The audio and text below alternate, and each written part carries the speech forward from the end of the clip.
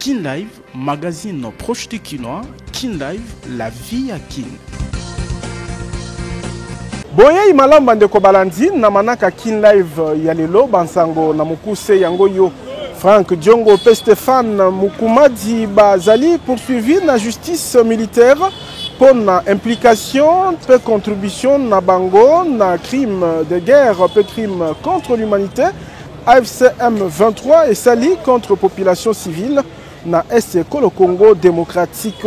Ba opposant Moussousou Bayanoli na invitation ya conseil spécial ya mokonzi ya mboka na ba consultation Katina Bango, premier ministre ya Adolphe Muzitu, député Gracien Irachan de Saint-Nicolas, pe proche ya Joseph Kabila, Jean-Marie Kassamba. Nzela ya mata desali musikate ya kokata na nabite ni mibale na ngambu ya Kasangulu. Bakumbi mituka pe ba commerçant ba bengi ba konzi ya mbula matadi ya koyanola na lombangu simako contrôle ville ya Kinshasa école RDC Afrique pe mokili toya kaliboso na bino pona ontalisa manso tokutana kinango ignorance à la terre moko na moko ayeba boko be masolo nde tolobi Kin Live magazine proche de Kinois. Kin Live, magazine proche de Kinois. Kin Live, la vie à Kin. Kinshasa mbote na bino ba papa mama bana Congo démocratique mbote bipai biso bozali kolanda manaka Kin Live édition ya lelo ekofungwama na bansango oyo. Frank Diongo pe Stéphane Mukumadi basengeli kolandela na justice militaire ministre d'État ya justice Constant Mutamba apesi ndingisa na auditeur général ya FARDC ya ko poursuivre bango pour na implication na bango na ba crime de guerre pe crime contre l'humanité ba AFC M23 bazali ko sala na Est Congo démocratique. Sima ya ko confirmer bokoti na bango na lisanga ya batomboki AFC M23, Frank Diongo mokonzi ya lingomba politique MLP pe Stéphane Mukumadi basengeli babunda na justice militaire.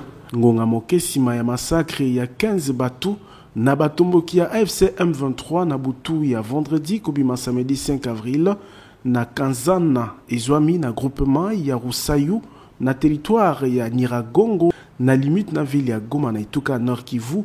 Ministre d'État ya justice a pesi mitindo na auditeur général ya FARDC ya kolandela na justice Frank Diongo pe Stéphane Mukumadi gouverneur ya Kala ya Sankuru pour na implication na bango pe participation na bango na ba crime de guerre pe crime contre l'humanité kolandisama na massacre ba population civile. AFC M23 ezali ko sala na Est Congo démocratique ndakisa na Bukavu, Goma, Rutshuru, Masisi pe Walikale. Na communiqué numéro 093 ya samedi 5 avril 2025, ministre d'État ya justice a pesi pendingisa ya kokanga biloko na bango to ba bien mobilier pe immobilier ezwami na engumba mokonzi Kinshasa pe na bituka. Boyeba ete Stéphane Mukumadi pe Frank Diongo bakangaki ba photo na Corneille Nanga ko confirmaka bokoti na bango na lingomba ya batomboki o ezeli ko tia mobulu na Est ya Congo démocratique. Tolobi Tiboko Yoka. Na o etali ba consultation ba opposant Moussousou bayebaki na koyanola vendredi na invitation ya conseil spécial ya mokonzi ya mboka professeur Eberand Kashmir Kolongele Katina Bango premier ministre ya Kala Adolphe Muzitu député national Gracien Irachan de Saint-Nicolas pe proche ya Joseph Kabila Jean-Marie Kassamba. Na mutu ya délégation ya lingomba politique na ye Nouvel Élan Adolphe Muzitu yambamaki vendredi na conseil spécial ya mokonzi ya mboka na mambi matali bokengi professeur Dr Eberand Kashmir Kolongele na cadre ya ba consultation. Premier ministre ya Kala oyo ayambami pe na ekoti na ye ya chef de corps azali pene ya kopesa contribution na ye po mboka ekoba na élan ya développement oyo guerre eye kotelemisa. Des coutumes par la biso on a obéi ça le voilà l'ICC.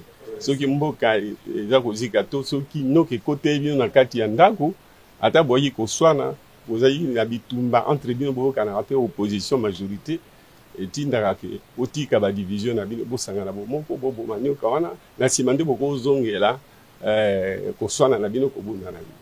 Yango président a signé à tous les Congolais de l'opposition, de la majorité de la société civile, les anciens premiers ministres qui ont l'expertise, la compétence, puissent apporter leur soutien de manière à ce que nous puissions foutre l'ennemi dehors. Il faut soutenir cet effort-là, que la guerre est venue estomper. Député national, il y a Ensemble pour la République, Grandcien Irachan de Saint-Nicolas, a une invitation et un conseil spécial à Mokonzi Mboka.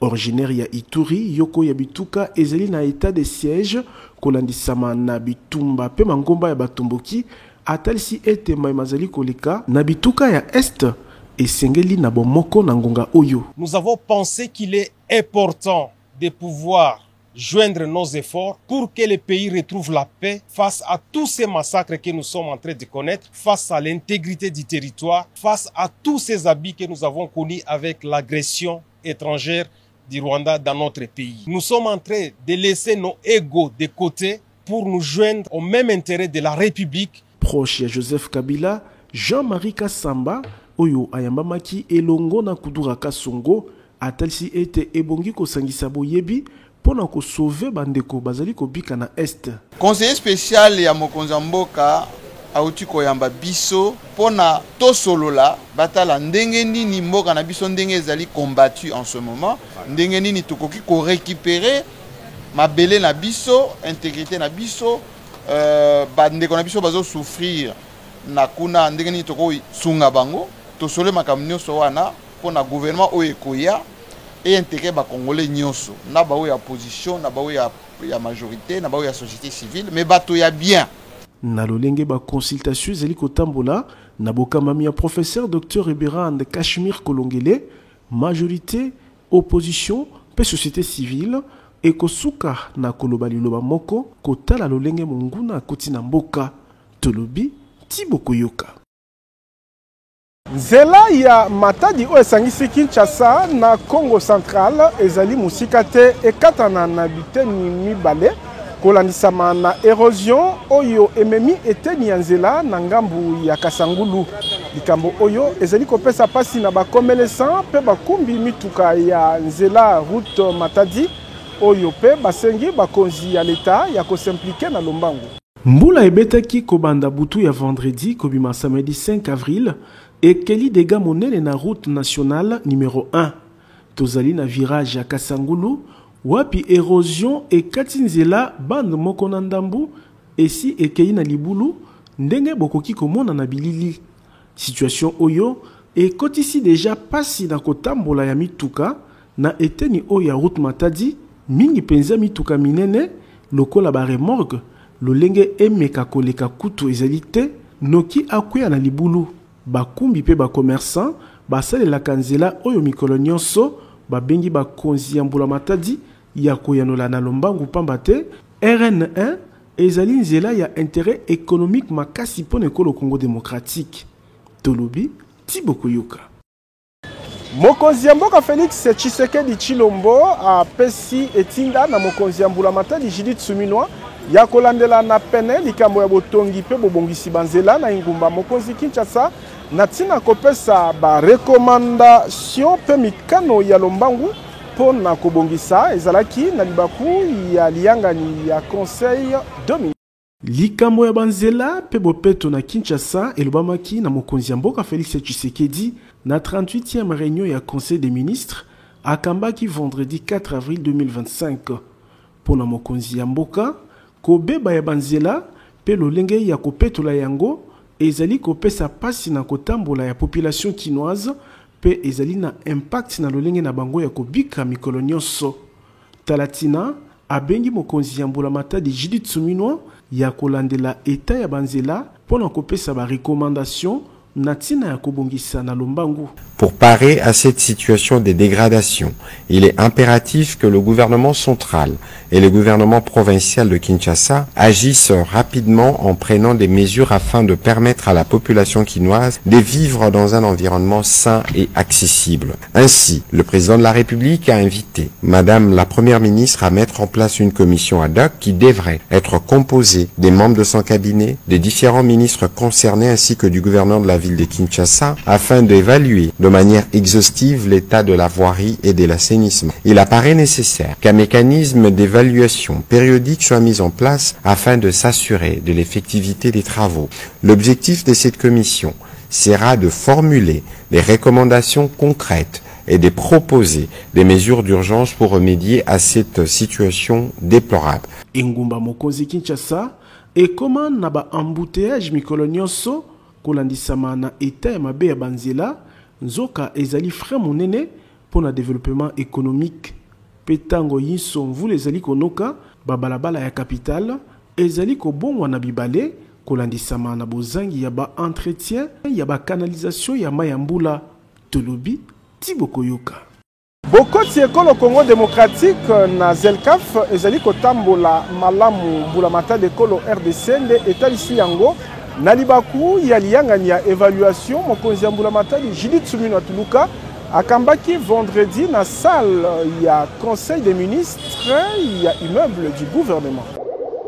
Koyeba kolandela pe encadrement ya bokoti na misala ya intégration ekolo Congo démocratique na Zelkaf nde mutuya ya liyangani ya coordination ya conseil national ya zone ya libre échange continental elengelamaki jeudi na immeuble intelligent na bokamba ya mokonzi ya mbulamata di Judith Suminwa Tuluka pene ya 20 ministres concernés bamonisaki elongi na liyangani oyo na koyoka ministre ya commerce extérieur Julien Paluku bokoti ya ekolo Congo démocratique na Zelkaf ezali kotambola malamu pe esimbami na kolongola moke ba tarif ya douane. Ekolo Congo démocratique esi etinda liste ya 6439 produits oyo esengeli kofuta douane te atako 30% na molongo wana mukano oyo concerné bango te. La Premier ministre a fait une évaluation de la manière dont la RDC est en train de mettre en œuvre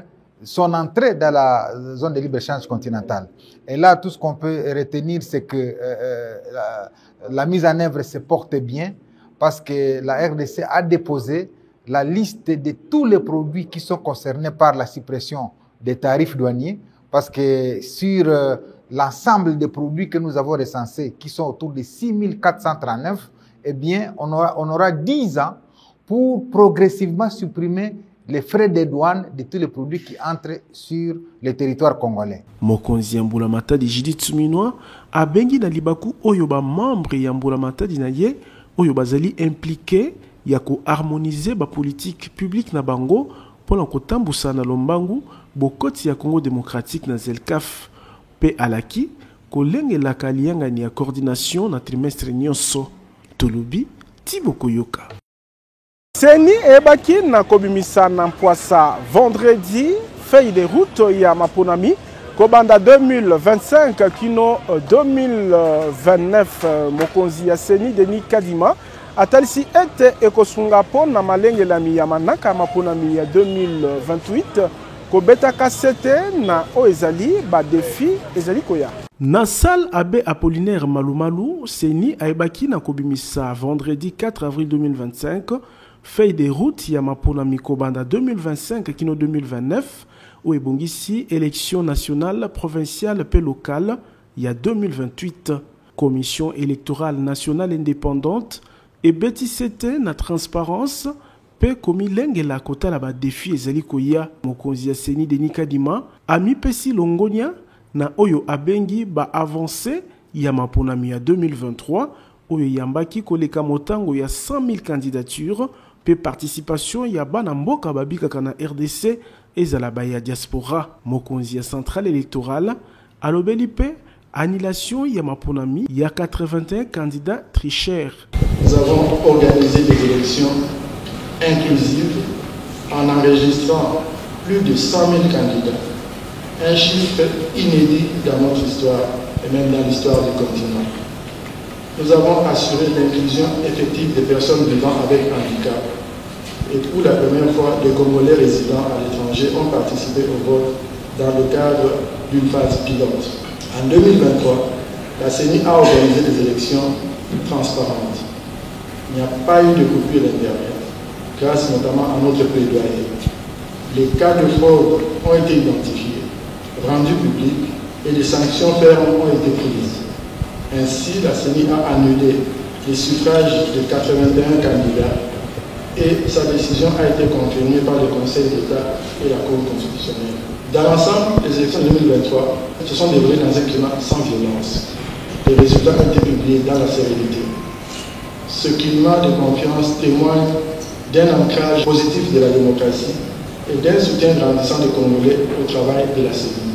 La feuille de route 2025-2029 qui est publiée aujourd'hui regroupe toutes les activités devant mener à l'organisation des élections nationales, provinciales et locales de 2028. CENI akobi na kotalisa ete objectif ezali kosala maponami oyo ekozala na kimia na 2028 na tina ya consolider confiance ya baimboka ezala na système électoral tolobi Tibokoyoka. Na libaku ya 10e anniversaire ya bokelami ya cour constitutionnelle Mululu Munene elengelamaki vendredi 4 avril 2025 wapi mokonzi ya cour constitutionnelle Pasteur Dieudonné Kamuleta alobelaki motuya ya institution oyo kelama na 2015 na likambo etali ba conflits électoraux. Depuis sa création, la Cour constitutionnelle a su jouer un rôle déterminant dans la consolidation de notre jeune démocratie. Elle a assuré la régulation du pouvoir, le contrôle des constitutionnalités de loi et la garantie des droits et libertés fondamentaux de chaque citoyen. Grâce à son action, notre pays a renforcé ses institutions et affermi sa gouvernance démocratique. L'histoire de la Cour constitutionnelle est celle d'un combat incessant pour le respect des valeurs constitutionnelles.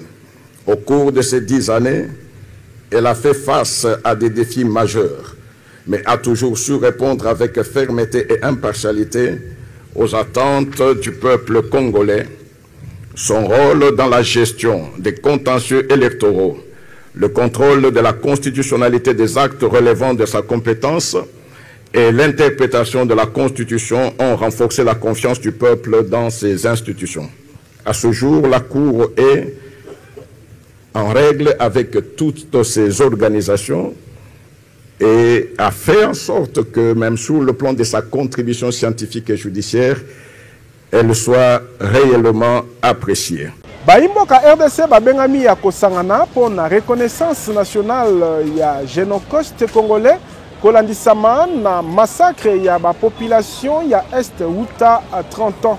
Et talisamaki na milulu to briefing molobeli ambula matadi alengelaki elongo na directeur adjoint ya Fonarev pe membre ya commission préparatoire scientifique ya table ronde ya appropriation ya génocide. Date il y a 2 août 1998. Yo ebi place banda 2 août et qu'on rappelait onin 2 août 98. Merci.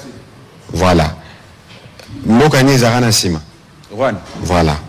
2 août 1998, bisonnos tout au rebit. Là, papa Wendo Babaka, ozangi mai solo, eza dato wana. O ba takara inga bakata mai na courant. Makamangwe bandakala. Siko là biso, tozolo ba Génocosta bolandi ba invito tozana ba balobi et bandaka d'ailleurs na société civile. Société civile na bandaka makambwana ba célébration. Siko boni biso l'État. Tozana ba compatriotes au bakufa par millions. Toko s'organiser te pour na ko kanisa ka bango. Pour na ko lobake o ele kaka ele kalisu sute ya liboso. Yami bale. Bitumbezo continuer. Ba kongole bazo kufa. Ti lelo. Siko biso to sala nini ba bandeko ya ba o bakufa. Ba o baza ba victime ya banini. Biso l'État to sala nini. Est-ce qu'il faut to kanga maboko? Il y a un président de la République à Sala Fonaref. Alobi ba o ana nyonso baza ba survivant. O baza ba touché ba victime. Il y a ba dongonomi so ba bomarabiso po na kitao tozanango. To kosale la mwanda mwankito tozwaka. Donc na ba redevance minière to lobi to cha mosolo na Fonaref po na kusunga ba victime wana. Ko identifier bango, ko pesa bango accès à la justice pe ko réparer. Qu'on réparer préjudice au coup fait la maman, au coup fait la papa, Et ça passe pour na kozongisa mais kasi pour na kopesa espoir otala lobby to kende liboso to suki wanate parce que ba oyo bakufa na Congo batu baboma bango misusu bazali batu wana nyonso il faut bazala juger yango la justice est une composante essentielle mais pour na kokoma na niveau na ba justice il faut toyeba pe ko limbola nature ya ba crime oyo ko déterminer condamnation ba o baboma yango basala classification balobi génocide eza dans au lobby bon Jimmy Mukengina bato nyonso a groupe na yo nazo bomabino po bino boza groupe tel génocide ba crime contre l'humanité siko babilo ko ana nyonso il faut zana mayele yango balobi comité scientifique bosali table ronde botali bolobi bon na point oyo il faut boyer na point il faut boyer siko na suka balobi appropriation la kisi ke congolais nyonso sika azali. Il faut comprendre Génocoste et Zanini. Comme kolo lopango na $1,500, kasoko futa be $500, mususu kolanda moke moke. Soki po linyo koma patron babus ya sika 00 km ezali kopesa maya nyongo na président Ziko Mukanga. Bolingo ya Congo pe ba Congolais ndezali ko caractériser l'action sociale pe philanthropique ya président Ziko Mukanga makila Lumumba o alingi ko mona lisusu locataire pe mobola te na Kinshasa. Koko makolo lopango ezali lisusu lixité pour président Ziko Mukanga a soldé lopango ya 20/20 na $1,500 oyo kuto kofuta $500 ya pamba mususu ekolanda moke moke tala ba kinois pe ba congolais o batimba na ba quartier Mukanga 1 na commune Ntele pe quartier Mukanga 2 na Menkao na commune ya Maluku pona kopona lopango na ye grâce ya opération koma kolo lopango awa kotonga ndako ezali na facilité pour nyonso eza sur place ba dépôt ya ciment ba dépôt ya mabaya ya ba barre de fer ya ba tol pe ba forage pour kozwa mai ezala ba groupe électrogène ya mbiji pour kosunga misala na bino etambola na lombangu nil par ailleurs na quartier Mukanga de paysage ezali awa lokola kaka na Ottawa na Canada mopepe kitoko mokonzi ya bawewa nyonso ya RDC amemeli bino opération comme patron babus Mercedes force ya sika 00 km ezali kopesama na $30,000 ya pamba kasi okofuta be $10,000 mususu kolanda moke moke moto ya 2 pneus na $1,300 avance $400 moto ya 3 pneus na $4,500 ya pamba avance $2,000 aux moto na yo mususu kofuta moke moke bongo pona ko améliorer social ya population Ziko Mukanga makila Lumumba asali 300 hectares ya bilanga pe ebele ya maziba ya mbisi pona ko laissa peuple congolais poisson Ziko Mukanga na moins cher olingi o bénéficier na ba avantage nyonso oyo président ya ANIPTNC apesi bino adresse ezali moko numéro 42 ya avenue Victoire na deuxième niveau ya galerie infra quartier Kauka na commune ya Kalamu tolobi Tiboko Yoka. Prince Willy Mishiki asukisi sanza ya mars na ba maman ya église Sion Nouvelle Jérusalem la vision de Dieu na milulu munene elengelami jeudi 3 avril 2025 wapi apesi bango longoni ape matondi pamba te na nzela ya losambo na bango walikale ezali récupéré.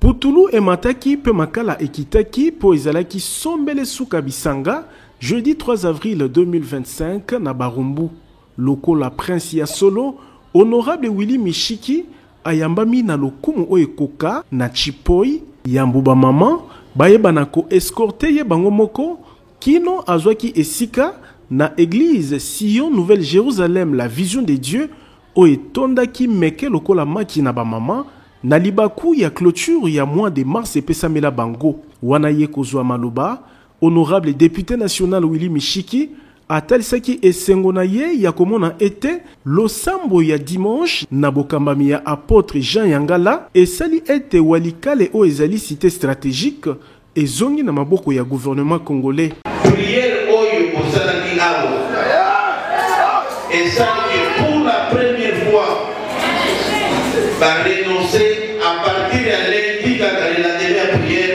bakaki biloko lelo bakini ezali témoignage oyo je crois il faut tout ça là partout ndenge losambo ya bamama epesi eyano ndenge baction ya mokonzi ya mbula matadi Judith Suminwa na diplomatie oyo pe esimbami na mwasi ezali kolongisa Congo démocratique. Champion de la masculinité positive. Tata Mokonzi, Antoine Félix Tshisekedi, Tozo Landa Lokolo Naye. Personne abandonne qu'on dit que moi à cause de la première ministre c'était. Moi c'est comme un côté même les lots diplomatie nabiso est commis parmi les 5 meilleures diplomaties africaines dans le monde. Nalibaku Oyo, honorable Willy Mishiki, a sengi mbulamata dia ibanako reconnaître ba effort ya ba wazalendo. Il est temps que bazalendo pe ba futamaka pona ko akatira bango yango to sengi na gouvernement to komanda ngo na parlement ba luka ko identifier bazalendo. Et en plus, tout qui côté dans l'Assemblée nationale des propositions de loi pour intégrer les patriotes au besoin Minduki pour défendre la patrie et FRDC la police. Maître Jean-Paul Olua Takachi, les tapis rouges, les soleils levants, peut terminus ya Lukunga, a sepeli na reconnaissance ya leader naye honorable Willy Mishiki. Tango ya yaki mukolo ya dimanche. Alobaki makambo ya bitumba ya este asengaki libondeli elelo ayena témoignage ya kolobaka mbala liboso na mboka na biso banda to banda bitumba 4 ans toka ko récupérer localité moko ezali territoire ya Walikale. Mokonzi ya mboka Félix Tshisekedi azali moponami ya Nzambe pe ba mama ya Sion Nouvelle-Jérusalem bakoko bako soutenir ye na losambo. Bokonzi nyonso eutaka na Nzambe. Soki bakonzi baza oyo baza lelo, c'est parce que Nzambe mutu apona bango. Déterminé à mobiliser population, Prince Willy Mishiki alaki kokoba na campagne ya éveil patriotique pour être congolais nyonso a participé na ba effort ya bozongi ya kimia. Pour voyager na mikila poto ezali soldé na agence de voyage Tour du Monde Service. Ezali ko faciliter visa à kokende États-Unis, Canada, Europe, pe bipa yolingi. Ezo umela Canada. Azo pesa visa Canada. Soki kuna esimbaka te popola makolo yaka kotoyo po temes ezali na code ya déverrouillage po ozwa visa.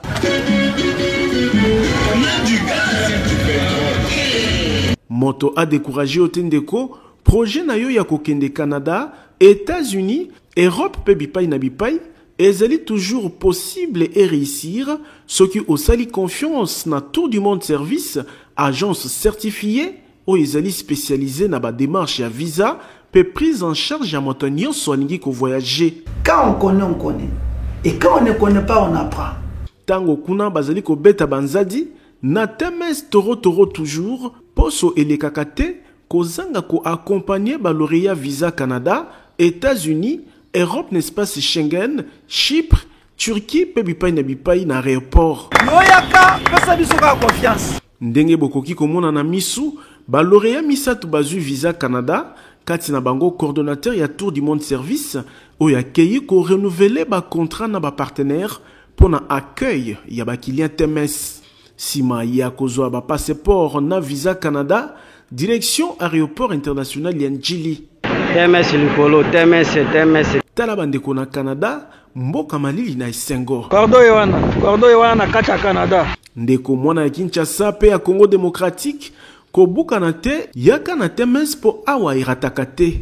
Tozali na numéro 5151 ya balabala Kasavubu, quartier Matonge 1 na commune ya Kalamu. Na TMS visa nde visa. Tolobi Tiboko Yoka. Bokono ya misuna mino komi kozolobiko na bokasi ya fondation Ila Nazela la clinique ophtalmologique pédentaire super optique ezomi na rond-point Ngaba esika bazwaka transport ya Zando. Eloko neloko ezalaka na ngonga nango soki lobi ezalaki milelo ngonga kozolobiko na bokono ya mino pe ya miso ekoki po fondation Oila ememeli bana ya Kinshasa ya basi pe mibali na bakongole nyonso ba matériel ya génération ya sika pona kobikisa bango na nzela ya clinique ophtalmologique super optique o ezali na ba service spécialisé ndakisa ophtalmologie pona kobikisa bokono ya misu ata oyo balembana na ba matériel moderne oyo ba soin ezali kopesa malokola kaka na mikili ya poto bongo ba lunette tozali na ba verre progressif double foyer pe simple vision ya ba marque nyonso pe pona ba bourse nyonso traitement ya ba verre photo gré anti-reflet photo max pour ba kumbi mituka ba kumbi wewa ezala ba basale la kaba smartphone pe ordinateur ezo salama na super optique esili wana te mobange na cabinet dentaire moderne pe ezali maladi ya minu esili kozwa lobiko na ba équipement ndakisa fauteuil moderne oyo ovandi neti omati na cheval pasi bosana lobiko ezali koya chirurgie dentaire ya basorte nyonso ezali kosalama minu ekatana osekaka lisusu te awa minu ezali kozonga mobimba pamba te baprothèse ya baforme nyonso ezali kosalama soki minu ekoma sali te super optique ezali kosukola pe blanchisserie dentaire ezali minu ezonga kongala lokola mapata radiologie dentaire pe ezali nyonso na prix ya bana mboka adresse tozali na rond-point Ngaba en face ya station Kobile esika bazwaka transport ya Zando maladi na yo ezwi lobiko tolobi Tiboko Yoka. Kin Live, magazine proche du Kinois. Kin Live, la vie à Kin. Kin Live Suki Awa, tozala kin esengo ko présenter bino ango. Na kombo ya équipe technique pe rédactionnelle totondi bino botondi. Si ma caméra ezala ki Fabrice Bengo. Kin Live, magazine proche du Kinois. Kin Live, la vie à Kin.